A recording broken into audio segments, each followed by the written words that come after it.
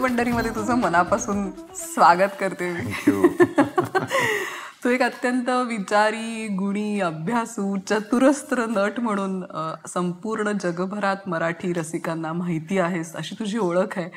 आणि तू इतर माध्यमातून जरी कामं करत असलास, टेलिव्हिजन आहे, चित्रपट आहे, तरी तुझं नाटकावरती विशेष प्रेम आहे, झपाटलेपण आहे नाटकाविषयी. आणि तुझ्या काही नाटकातनं तू पॉलिटिकल स्टेटमेंट्सही केली आहेस. म्हणजे तू नाटकाचा वेगळ्या पद्धतीने विचार करणारं व्यक्तिमत्व आहेस. आणि असं बहुगुणी व्यक्तिमत्व आज रंगपंढरीमध्ये त्यांचे विचार मांडायला आले, या गोष्टीचा आम्हाला खूप आनंद आहे. आणि त्यानिमित्ताने तुझ्याकडनं खूप ऐकायचं आहे, ज्याचा पुढे येणाऱ्या रंगकर्मींना नक्की फायदा होईल, आणि याची मला खात्री आहे. सो फक्त जरा एक वाक्य तुझं करेक्ट करतो. बोल ना. ही सगळी जी काही विशेषणं वापरली त्यात अभ्यासू आणि विचारी असा मी नाही ह्याच्यात. असं परसेप्शन तरी आमचं आहे, त्यामुळे तशी उत्तरं द्यायला लागतील आता. वाटतं, पण खरंच नाहीये मी तसा. मी भयंकर स्पॉन्टेनियस ऍक्टर आहे. मला देवी देणगी आहे ती, की एखादं कॅरेक्टर हातात आल्यानंतर मला तो माणूस दिसायला लागतो, आणि जो मला दिसतो त्याला फॉलो करतो मी. आणि मग लोकांना असं वाटतं की हा खूप विचार करून करणार आहे वगैरे असं. नथुराम किंवा अशा नथुरामच्या वेळेला फक्त मी वाचन केलं, कारण ते गरजेचं होतं. कारण मला तो काळ समजून घ्यायचा होता, नथुराम समजून घ्यायचा होता. पण कॅरेक्टर म्हणून उभं करण्यासाठी तो बोलेल कसा, चालेल कसा, वागेल कसा, ह्याच्यासाठी मी वेगळं काही नाही केलं. ते आपोआप होत गेलं. आणि लकीली 10 जुलै 1998 सकाळ 11 शिवाजी मंदिर, पहिलाच प्रयोग. गोपाळ गोडसे आणि सिंधुताई गोडसे, म्हणजे नथुरामचा धाकटा भाऊ आणि त्यांची वहिनी, पहिल्या रांगेत बसले होते. आणि माझा आणि नाना आपटेचा सीन सुरू झाला, आणि मी एका प्रवेशामध्ये मी असा एका तंद्री लावून असा बसतो, आणि हीच पोझिशन असायची नथुरामची बसायची. आणि पहिल्या शिवाजी मंदिरला तुला माहितीये, पहिल्या रांगेतल्या माणसाला तू एखादा ऍक्टर हॅलो पण करू शकेल, इतकं ते जवळ आहे. त्यामुळे किती आपण काम करत असलो तरी पहिल्या 2-3 रांगेतली माणसं दिसत असतात आपल्याला. मला दिसतंय समोर सिंधुताई बसल्यात, गोपाळ गोडसे बसलेत. आता गोपाळ गोडसे सिंधुताई म्हणजे कोण म्हणून एक पटकन त्यांच्याबद्दल 2 ओळी सांगतो, की नथुराम गोडसेला फाशी झाली गांधी हत्येमध्ये, आणि गोपाळ गोडसेंना 22 वर्षाची जन्मठेप झाली. ती 22 वर्ष पूर्ण करून जे आले ते नथुरामचे धाकटे बंधू, आणि त्या धाकट्या बंधूंची पत्नी सिंधुताई. 6 महिन्याची एक मुलगी आणि 1 वर्ष 1.5 वर्षाची मुलगी, अशा 2 मुली पदरात असताना मोठा भाऊ, ज्याला अण्णा म्हणायचे नथुरामला, वडिलांसमान, कारण सिंधू गोपाळपेक्षा, म्हणजे तिच्या नवऱ्यापेक्षा 10 वर्षांनी लहान, गोपाळ नथुरामपेक्षा 10 वर्षांनी लहान. त्याच्यामुळं 20 वर्षांनी मोठा. बरं, ते कायम त्यांनी विवाह केला नाही नथुरामने, लग्न वगैरे काही केलं नाही. तर त्याच्यामुळे ती त्यांना वडिलांसमान मानायची आणि अण्णा म्हणायची त्यांना ती. आणि माझा प्रसंग सुरू झाला, आणि मी बोलत होतो, आणि एका ह्या पोझिशनला असं मी हात वर घेतले, आणि पहिल्या मी जरी आपण एकमेकांकडे बघत असलो तरी आपल्याला ना आपला अँगल खूप मोठा असतो, आपल्याला दिसत असतं. आणि नाटकात ते तुम्हाला अस्तित्व ठेवावं लागतं. सगळं विसरून काम करतात, हे सगळं चुकीचं आहे. म्युझिकवाला आलाय की नाही, तो विंगेत कोण काय करतोय, सगळीकडे लक्ष ठेवावं लागतं.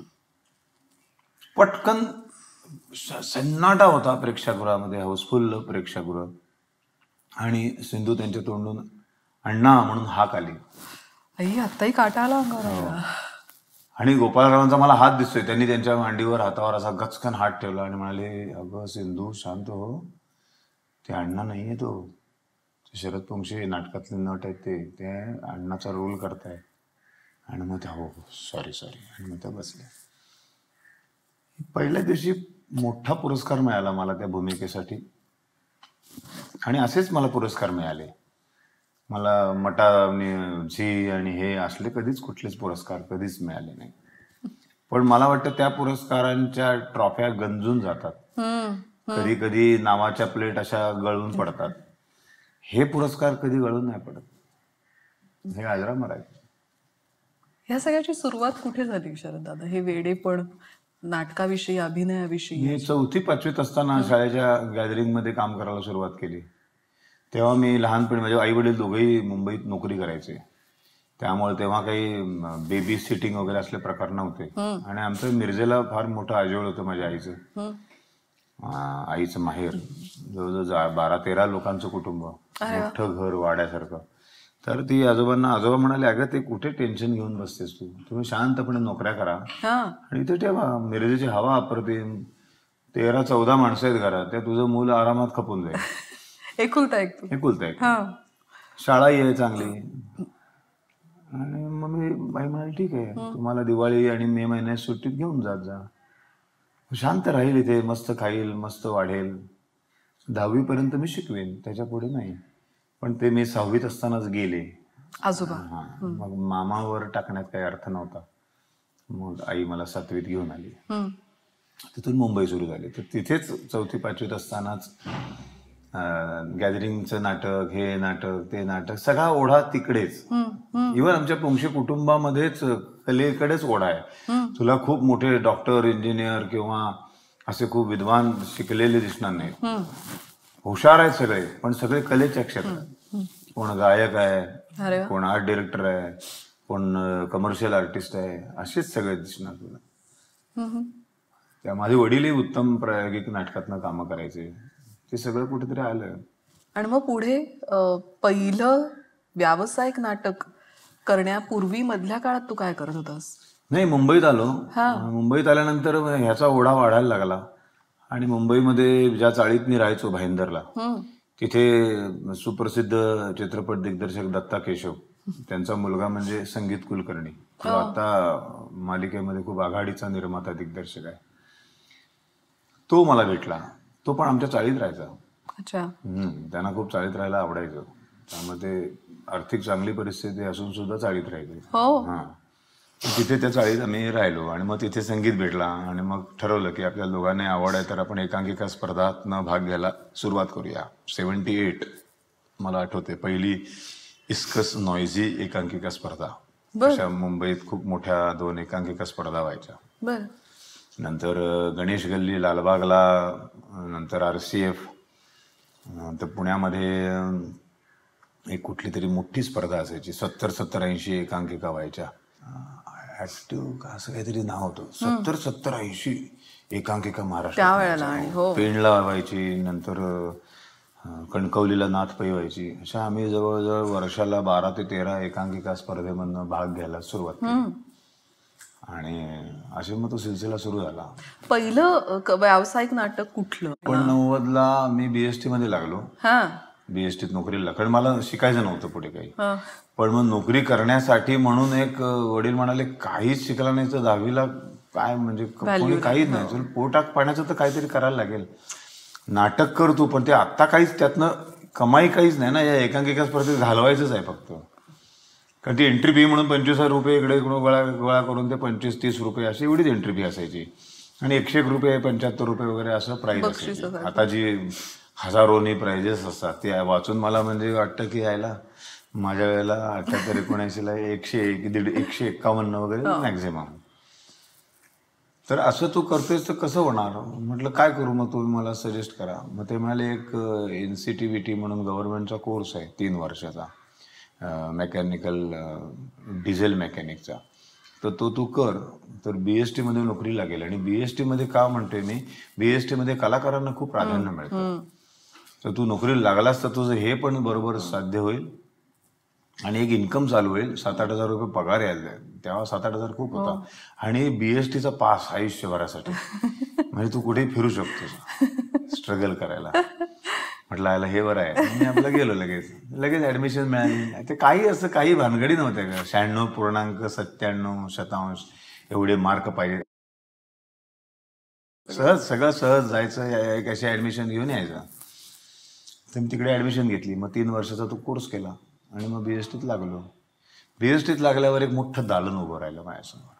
तिथे मला पहिल्यांदा भेटले प्रभाकर लक्ष्मण मयेकर, मोठे नाटककार, प्रलमयेकर, आणि अरुण नलावडे.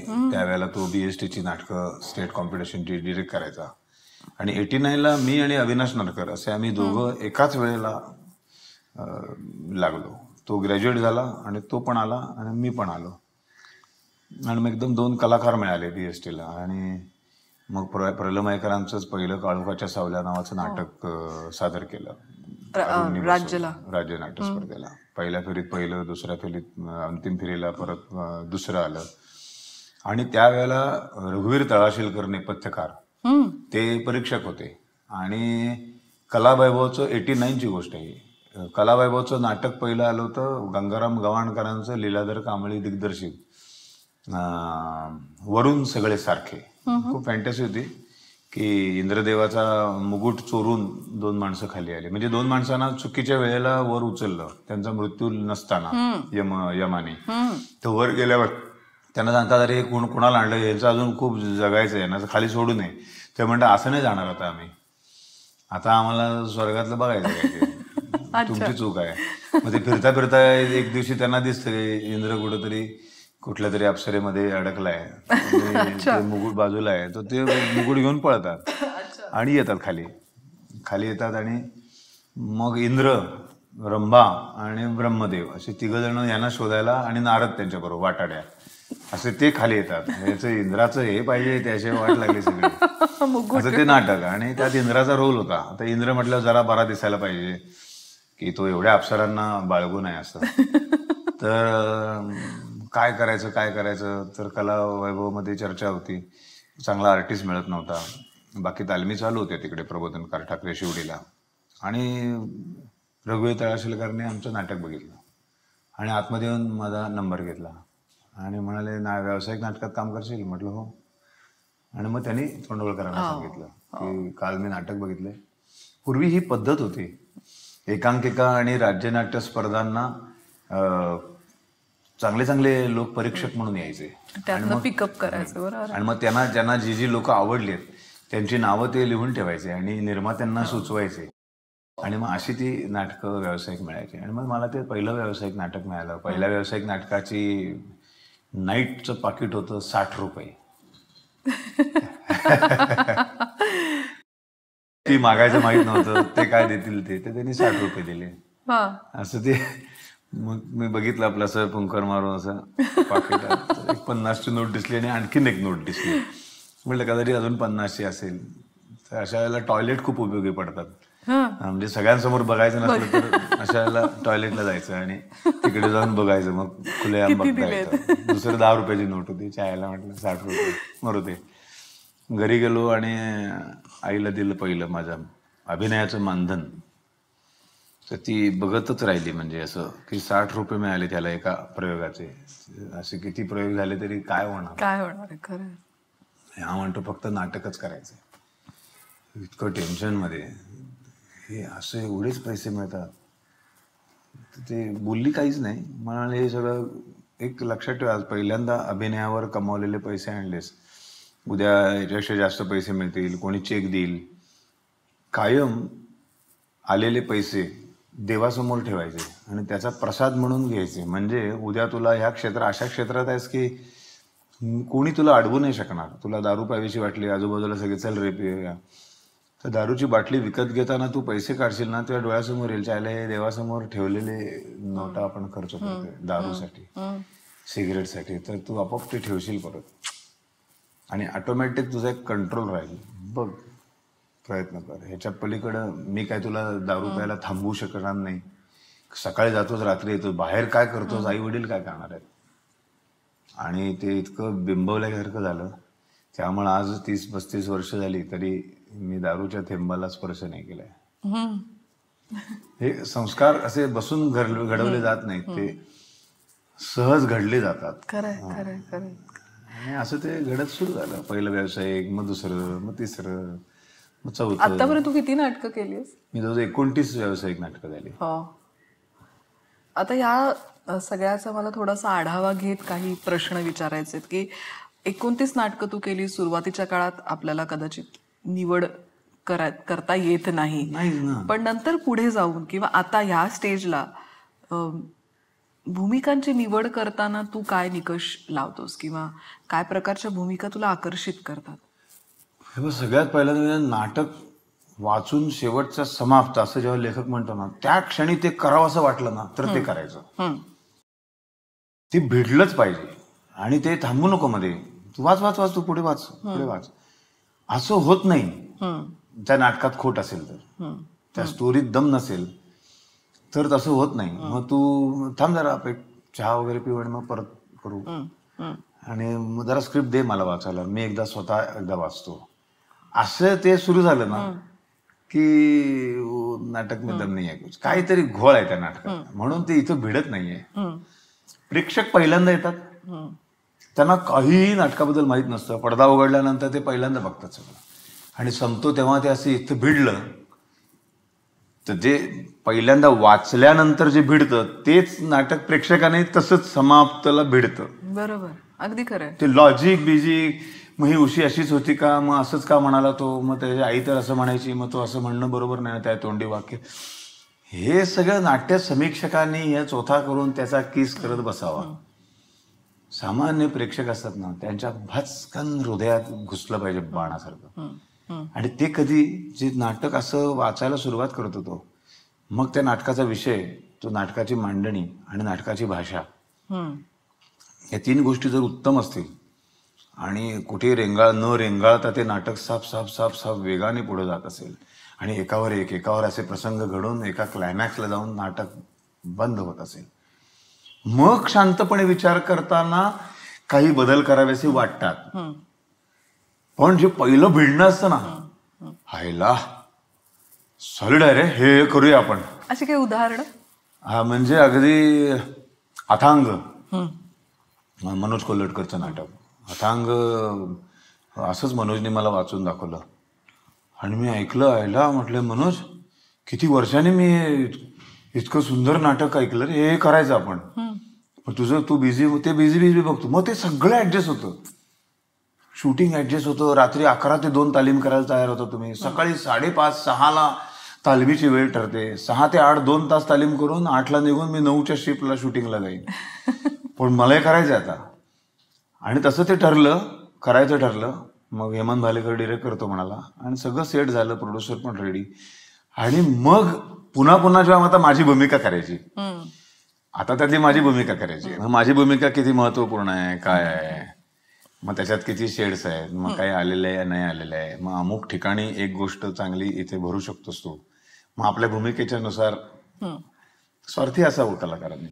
मग लेखकाला जरा पटवायचं आणि तिथे 4 वाक्य लिहायला लावायची, इकडे करायला लावायचं, असं करून मग ते सगळं होतं. तसं दुसरं नाटक म्हणजे त्या तिघांची गोष्ट, मी आणि अश्विनीने केलेलं नाटक. त्या तिघांची गोष्ट पहिल्यांदा आम्हाला वाचायला आम्ही नाडकर्ण्यांच्या घरी गेलो आणि नाडकर्ण्यांनी ते वाचायला. त्यांची एक विशिष्ट पद्धत आहे. ते मानसोपचार तज्ज्ञ असल्यामुळे ना त्यांची नाटक वाचण्याची एक फार वेगळी शैली आहे. काय शैली आहे ते? काहीतरी वाचायला मला मिळालं ना तर मी ते दाखवेन वाचून. हो, माझी स्क्रिप्ट देऊ का? प्रश्न चालतील का? हो चालेल, पण हे वाचूया. पण प्रतिभावान आणि गुणी आणि यशस्वी अभिनेता,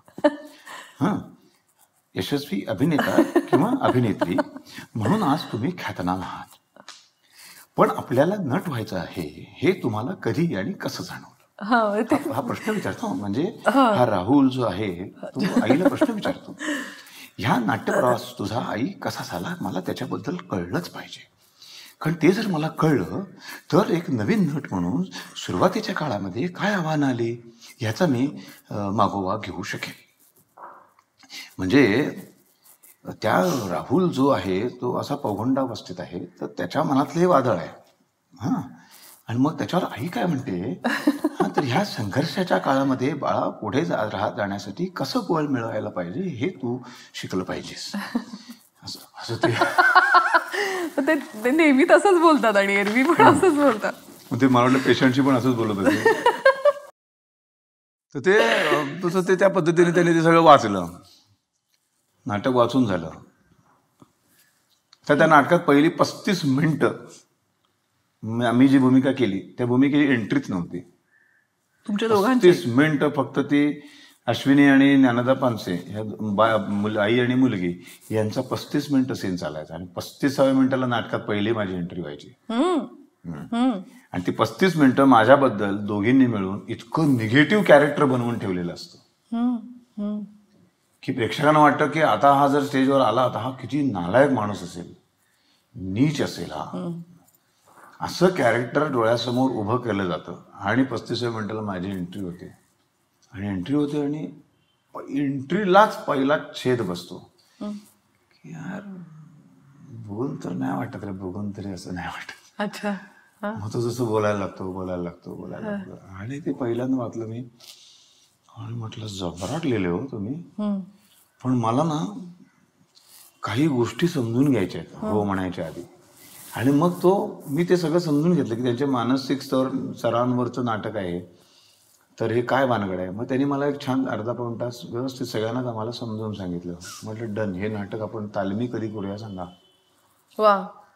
आणि आमच्याकडनं एक अप्रतिम कलाकृती सादरी, फार अप्रतिम नाटक होतं. शरद दादा, मला परत भूमिकेच्या निवडीकडेच यायचंय की तू मगाशी म्हणालास तसं की वाचनात नाटक भिडलं पाहिजे, पण काही जणांचा हाही दृष्टिकोन असतो की आपली लेंथ काय आहे, रेंज काय आहे, किती वैविध्य आहे आपल्याला करण्यासाठी.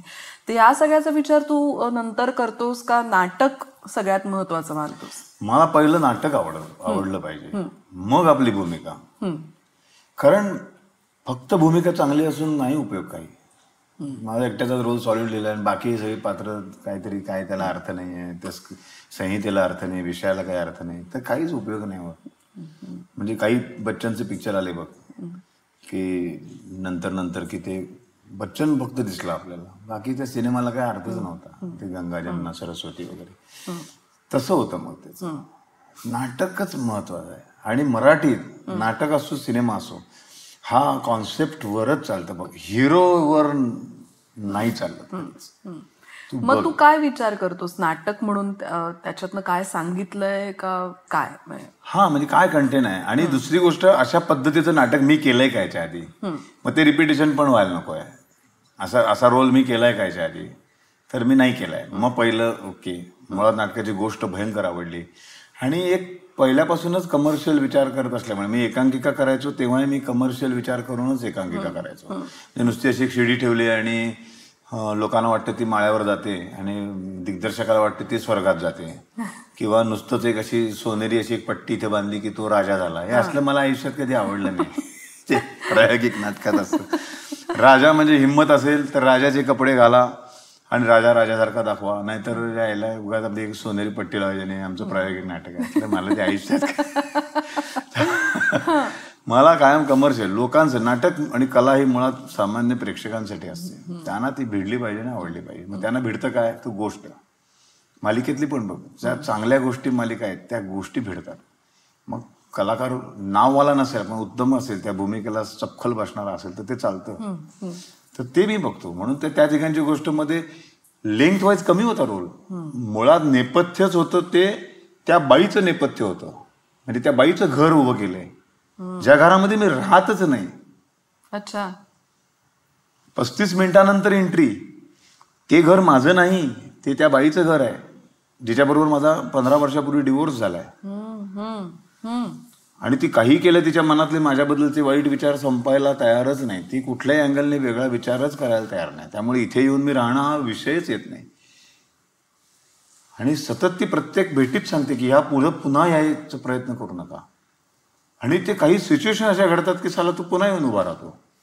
त्यामुळं किती झालं तरी ज्याचं घर असतं त्या घरातली जी माणसं असतात त्यांच्या भूमिका मोठ्या असतात लेंथ वाईज, पण तरी त्या तिघांची गोष्ट मध्ये शेवटी नाटक भाव खाऊन जायचं. कारण ते कॅरेक्टर चालत असं लिहिलं गेलं होतं.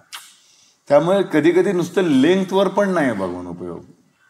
आणि म्हटलं तसं पहिलं नाटक अप्रतिम, मग आपला रोल वाचायचा, काय होऊ शकतं या रोलचं, काय करू शकतो आपण, कसं सगळ्यांना ओव्हरकम करून आपण वर येऊ शकतो, ह्याचा तिथे स्वार्थीपणा विचार केलाच पाहिजे. प्रेक्षक आपल्यासाठी येतात बघायला, तिकीट काढतात ते. काहीतरी इतक्या वर्षांनी एक कुठंतरी काहीतरी नाव आपण कमावलेलं असतं. शरद पोंक्षेंचं नाटक आहे, जाऊया चांगलंच असणार, अशी एक आत्ता सगळ्या नाट्य लोकांमध्ये ही एक भावना आहे की हा माणूस वाईट कधीच, हा कमर्शियली पडेल नाटक, बुकिंग नाही होणार, पण हा जे नाटक करेल हे कधी दर्जेदारच असणार. दर्जा A+चा कधी खाली येऊ देणार नाही. हा जो विश्वास संपादन करायला वेळ लागतो, त्यासाठी खूप वर्ष, खूप नाटकं सातत्याने करावी लागतात. ते मी केलंय आणि मग त्यानंतर मी जाऊन काहीतरी करायचं, तसं नाही उपयोगाचं. आता मला तुझ्या प्रोसेस विषयी हळूहळू एक एक टप्प्याने पुढे जायचंय, पण ही भूमिका आपण करायची हे ठरवल्यापासनं ते नाटकाच्या पहिल्या प्रयोगापर्यंत एक ढोबळ मानाने त्या प्रोसेसचे टप्पे जर तू आता सांगितलेस अगदीच म्हणजे पॉइंट नुसते, तर आपण एक एक टप्पा घेत त्याचं विस्तृत एकेका प्रश्नात पुढे पुढे जाऊ. तर ढोबळ मानाने हे टप्पे काय आहेत? आधी सगळ्यात पहिल्यांदा ना भरपूर वेळा स्क्रिप्ट वाचायला पाहिजे. कारण स्क्रिप्ट वाचन ही फार मोठी प्रोसेस आहे, पहिली स्टेप. की जितक्या वेळा वाचत राहशील ना तितक्या वेळा हे वाक्य कुठल्या भावनेतनं बोललं गेले हे वेगवेगळे त्याचे पदर उलगडत जातात. आणि मग त्यातलं नाटकाला पूरक काय ते लक्षात यायला लागतं. म्हणून तर तालमी, महिना दीड महिने तालमी या कशासाठी असतात. म्हणून तर हे सगळं तुला मालिकेत कुठेतरी हरवल्यासारखं जाणवतं. पण मग कोणतरी खूप सिनियर ऍक्टर असतात ज्यांना 30 वर्ष नाटक केल्यामुळे त्याची सवय लागलेली असते, त्यांचेच सीन फक्त बघावेसे वाटतात. आता नवीन पोरटोर येऊन जी कामं करतात ना, तुला त्याच्यात डेप्थच नसते. ते वाक्याला वाक्य बोलतात. त्याचा विचार करून बोलणं, थिंकिंग प्रोसेस ही कुठे दिसतच नाही, कारण त्यांच्याकडे तेवढा वेळ नाहीये. त्यांना दिवसाला एवढी मिनिटं काढायची आहेत, हे सगळी प्रोसेस आहे ती. त्याच्यातनं त्यांना भरडले जावंच लागतं. आणि ते पूर्वी ही जी म्हटलं ना मी, नाटकातून माणसं निवडली जायची, त्यामुळे तो कारखान्यात ते तयारच व्हायचं मुळात. की जिथे 1.5 महिना तालीम करून मला कॅरेक्टर कळतं, तिथे मला अर्धा तासाच्या 4 वेळा ते सीन वाचल्यानंतर मला कळायला पाहिजे तो. ती 1.5 महिन्याच्या प्रोसेस नंतर. म्हणजे एकदा एक संगीतकार होते, त्यांचं ना ते लता मंगेशकरांबरोबर नेहमी असायचे बघ, अरेंजर म्हणून, अनिल मोहिले. त्यांची एक त्यांनीच सांगितलेली गोष्ट होती, खूप छान होती. ते एकदा स्टुडिओ बघायला म्हणून गेले. त्यांना कुठलं तरी गाण्याचं रेकॉर्डिंग करायचं होतं. तर ते स्टुडिओ बघायला गेले आणि त्यांचं झालं सगळं. हा स्टुडिओ चांगला आहे, म्युझिशियन्स इथे वगैरे ओके, म्हणजे काय मला प्रॉब्लेम नाही आहे. प्रोड्युसरला म्हणाले बुक करून टाका आणि ते निघणार. तेवढ्यात त्याच स्टुडिओमध्ये, बाजूच्या स्टुडिओत एका मालिकेचं टायटल सॉन्ग रेकॉर्ड करायसाठी माणसं जमली होती. आणि तो प्रोड्युसर असा कावलेला बाहेर फेऱ्या मारत होता. त्याने अनिल मोहिलांना बघितलं आणि तो पटकन आतमध्ये गेला, आपल्या बाकीच्या साथीदारांशी बोलला आणि तो परत बाहेर आला. कारण त्याचा जो संगीत दिग्दर्शक होता तो दिलेल्या वेळेला आलाच नाही आणि अर्धी शिफ्ट त्यांची वाया गेली होती. सगळे म्युझिशियन्स येऊन बसले, गायिका येऊन बसले आणि ते टायटल सॉन्ग मला आजच्या आज रेकॉर्ड करून फायनल करून ते द्यायचंय, त्याच्यावर शूट करायचंय, हे सगळं त्याच्या डोळ्यासमोर चालू होतं. आणि तेवढ्यात अनिल मोहिते दिसल्यावर तो जाऊन भेटला त्यांना आणि म्हणाला की सर तुम्ही हे कराल का हो, मी माफ करा इतक्या आहे असं तुम्हाला विचारणं बरोबर नाही, पण मी असं लटकलोय पूर्ण, तर तुम्ही ते कराल का. ते मला तुमची मालिका माहीत नाही, मालिकेचा विषय माहीत नाही, काय गाणं आहे, गीत काय आहे ते काही माहीत नाही, असं तू कसं काय, प्लीज म्हणे पाया पडतो तुमच्या, मला वाचवा म्हणाले. मराठी मालिका आहे, याला बजेट नसतं फार, तर आजचा जर स्टुडिओ अख्खा वाया गेला, नुसते बसून राहिलो, बरं सगळ्यांना जेवण खाण चहा पाणी सगळं आलं तर माझी पुरी वाट लागेल. ते म्हणाले ठीक आहे बघूया काय. त्यांनी तो गीतकाराचा कागद दिला आणि ते म्हणाले तुम्ही सगळ्यांनी बाहेर जा, मी जरा शांतपणे विचार करतो, काय गोष्टीच तुमची गोष्ट काय आहे, असं एका वाक्यात सांगा मला. अच्छा अशी गोष्ट आहे आणि त्या नायिकेच्या तोंडी आहे, बा ठीक आहे म्हणाले, तर तुम्ही जरा वेळ बाहेर बसा, मला जरा थोडा वेळ द्या. आणि काहीतरी 5-7 मिनिटात झाली आणि तो प्रोड्युसरला हाक मारली त्यांनी की ये बाबा, हे बघ मी एक टेंटेटिव्ह केलेलं आहे. आणि त्याने ते पेटीवर वाजवून दाखवलं आणि गाऊन दाखवलं. ते म्हणाले अफलातून आहे हो, 5 मिनिटात कसं काय केलं. तेव्हा अनिल मोहिले म्हणाले 5 मिनिटं नाही, 25 वर्ष 10 महिने इतके तास आणि 5 मिनिटात हे झालेलं आहे. तर ही जी नाटकाची प्रोसेस आहे ना, ही नाटकाची प्रोसेस केली की मग मालिका आणि सिनेमाला त्या 10 मिनिटात ते करता येतं. आणि ही प्रोसेस फार महत्वाची असते की मॅक्झिमम वेळा वाचणं, सीन वाचल्यानंतर. दुसरी फार महत्वाची गोष्ट जे माझं वैयक्तिक मत आहे की नाटक कधी पाठ करू नये. रादर काहीच कधी पाठ करू नये. पाठ नसतं करायचं. कंटेंट काय आहे आणि कुठं जायचंय, इथून कुठे घेऊन जायचंय आपल्याला, लेखकांनी काय लिहिलंय त्याचा आधार घेत घेत बोला. कारण शब्द आहेत हे साधन आहे, साध्य नाही आहे. साध्य आहे परिणाम साध्य करायचा आपल्याला. शब्दांचं आता आपण बोलताना, आता मी काय लिहिलेलं बोलत नाहीये, जे डोक्यात विचार येत आहेत ते मी असे आजूबाजूचे शब्द गोळा करत माझं वाक्य आणि माझ्या भावना पोचवतो. हेच पाठ करून सुद्धा हेच भास निर्माण करता आला पाहिजे. तो की वाटलं पाहिजे चायला आत्ताच सगळा विचार करत बोलतोय की काय. आणि हे 500व्या प्रयोगाला पण जमलं पाहिजे आणि 1000व्या प्रयोगाला पण जमलं पाहिजे. इंटरेस्टिंग. ही प्रोसेस साठी पाठ नाही करायचं कुठलंही नाटक. मी आयुष्यात नाटक पाठ नाही केलं. मी मुमेंट्स बसवत गेले तसं तसं तसं तसं. रोज रोज मी एक एक स्टेप पुढं जात गेलो. मला काय काय आईला हे असं नाही, असं आहे. मी इतके दिवस 18 दिवस झाले मी हे वाक्य असं बोलत होतो, हे असं लिहिलेलंच नाही आहे, हे अशा अर्थाने आईचा घो म्हटलं हे असं आहे काय. असं ते अचानक ते 530व्या प्रयोगाला एखादा लुक सापडतो आईला. आणि मग विंगेत आल्यावर त्याचा एवढा आनंद असतो, एवढं साजरीकरण असतं. अरे ते काय मस्त आला ना तुम्ही ह्याला, हे आता हे आपण कंटिन्यू, हे कंटिन्यू. ही जी गंमत आहे ना ती, त्यासाठी हे प्रोसेस आहेत सगळ्या तालमीमधल्या. म्हणून ते पाठ नाही करायचं, आपोआप येत जातं ते. मग ते आपोआप बसत जातात शब्द. आणि कधी ना तुला एक म्हणजे नवीन कलाकारांसाठी सुद्धा एक ही गोष्ट आहे की एका गावात एक राजा होता, त्याला एक राणी होती, त्याला 2 राजकन्या होत्या आणि एक पांगळी होती, एक सुंदर होती. पांगळीचं लग्नच होत नव्हतं, सुंदरला सतत हे होते, पण पांगळी वयाने मोठी होती त्यामुळे तिचं लग्न झाल्याशिवाय. अशी एक मी गोष्ट सांगितली. आता ही गोष्ट तू सांग, मग ही गोष्ट ह्याला सांगू दे, मग ही गोष्ट ह्याला सांगू दे. मी सांगितलेले शब्द लिहून काढायचे आधी आणि मग तू सांगताना त्याच्या शब्दामध्ये बदल होतात. प्रत्येकाची कर्ता कर्म क्रियापद वापरण्याची पद्धत वेगळी असते, ती त्याची असते, त्याची ओरिजिनल असते. पाठ केलंस की सगळेजण लेखकासारखं बोलतात.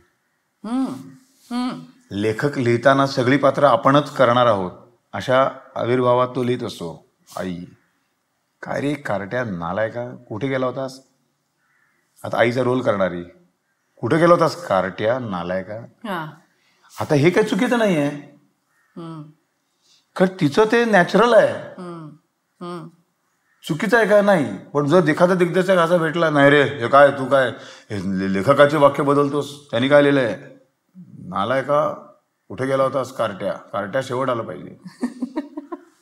अरे मग ह्याच्यावर माझे इतके वाद झाले इतक्या जणांबरोबर, म्हणजे अभय परांजपे सारखा एवढा चांगला, सगळ्यांबरोबर माझे वाद झाले. मी त्यांना पटवून द्यायचो, अरे यार तुमचंच अधिक परिणामकारक करण्यासाठी ते मी माझ्या पद्धतीने बोलतोय, ते मला माझ्यात घुसू दे आणि मग माझ्यातनं काय बाहेर येईल ते नॅचरल असेल. विहिरीच्या कठड्यावर उभा राहून मला जीव द्यावासा वाटला, मला ना परत जीव द्यावासा वाटला एखाद्या विहिरीच्या कठड्यावर उभा राहून. दोन्ही बरोबर आहे, पण तो लेखक तसं बोलतो म्हणून तो सगळ्यांची वाक्य तो त्याच्या पद्धतीने बोलतो, तसं लिहितो तो. बरोबर. प्रत्येक नट माणसं वेगळी आहेत. नट जे गोळा केले ते नट त्यांची वेगळी पद्धत आहे बोलायची, त्यांच्यावरचे संस्कार वेगळे आहेत, ते परिस्थिती वेगळी आहे, अशी वाढलेली माणसं आहेत सगळी. तिसरी महत्वाची गोष्ट म्हणजे व्यवसाय. हे मला यशवंत दत्तने शिकवलं की शर्या म्हणाला तो कुठल्याही भूमिकेचा एक व्यवसाय असतो, म्हणजे पात्राचा. तो पोटापाण्याचं काहीतरी काम असतं ना त्याला, तर तो पोटापाण्याचा व्यवसाय काय आहे त्याच्यावर त्याची चालणं बोलणं गेस्चर्स बदलतात, त्याची भाषा बदलते. मेकॅनिकचं दुकान असतं ना, तो मेकॅनिकचं दुकान असतं ना, तो डिकी वर्कर रे, तो बॉनेट बघ किती घट्ट लावलंय, अशी लँग्वेज असते ही. त्या व्यवसायाची तुझ्या भाषेवर परिणाम झालेला असतो. किंवा कोर्टात, आता 20 वर्ष कोर्टात काम केलेला वकील असेल, तो सारखं 302 102 लाव याला, काय मुलगा कुठं आहे, आज कॉलेजला नाही गेला नाला 102 लाव त्याला, 302 लाव, जेवण देऊ नकोस, तो त्याची भाषा वापरतो. बरोबर. तर मला तेव्हा बाबा म्हणजे यशवंत दत्त म्हणाले की शरद जे कॅरेक्टर आहे ना त्याची भाषा बोल. मग बघायचं असतं त्याचं त्या कॅरेक्टरचं नाटकातलं आडनाव काय आहे. मग ते मालवणी आहेत का ते घाटावरचे आहेत, पाटील आहेत का देशमुख आहेत का एकदम चित्पावन ब्राह्मण पुण्याचा सदाशिव पेठेतला आहे तो कॅरेक्टर, त्यांची परत भाषा आहे. तर ह्या सगळ्याचा परिणाम होत होत होत होत होत होत फायनली एक कॅरेक्टर तयार होतं आणि मग ते प्रेक्षकांसमोर येतं आणि लोक म्हणतात काय जगला रोल आईला, असं होतं. ते एक प्रोसेस आहे आणि ह्या सगळ्या नकळत खरं तर घडल्या पाहिजे. आता मला तालमीच्या आधी, तालमीला अगदी सुरुवात होण्याच्या आधी तुमची काय प्रोसेस असते? म्हणजे स्क्रिप्ट हातात आल्यापासून ते तालमी सुरू होईपर्यंत वाचत असतो आपण आणि पहिल्यांदा कधीच ऍक्टिंग करत स्क्रिप्ट वाचू नये असं माझं मत आहे. प्लेन वाचावं, फ्लॅट वर्तमानपत्र वाचतो तसं. त्याच्या मागचं काय कारण? म्हणजे सुरुवातीला नको त्याच्यावर विचित्र संस्कार व्हायला. अजून कॅरेक्टर माहित नाही आपल्याला झालेलं आहे, अजून त्याच्यातलं काय ते आपल्याला माहित नाही आहे. तेव्हाच आपण जर एका विशिष्ट टोनने वाचायला लागतो तो टोन कधी कधी तोंडात बसतो आणि मग नंतर जेव्हा कळतं हे नाहीये, हे चुकीचा टोन लागतोय तुझा, तो काढायला भयंकर त्रास होतो. कारण असं आपण वाचनात एखादं वाक्य बोलत असतो, मुवमेंट करताना त्याचे टोन बदलतात, त्याचे लय बदलते. कारण काय मुवमेंट बसवते त्याच्यावर आहे सगळं. जिना उतरत बोलायचे आणि आपण आता ते खुर्चीत बसून बोलतोय. ते जिना उतरत बोलताना किंवा बाहेरून धावत धावत येऊन तू बोलतोयस ते आपण ते साध्या वाचनात काय तो दमबिम लागत नाही आपल्याला. पण ते ऍक्च्युली आता तू नाटक बसवायला सुरुवात केल्यावर ते आयला हे तिकडचं आहे नाही का, मग तो हा हा असं वगैरे ते सगळं सुरू होतं. किंवा साधं बसतानाच एक स्वर लागतो बघ, किंवा उठतानाचा एक स्वर लागतो. अशा सगळ्या गोष्टी आहेत, त्या सगळ्या दिग्दर्शकाच्या साथीनं घडतात आणि मग ते एकदम नॅचरल वाटायला लागतं.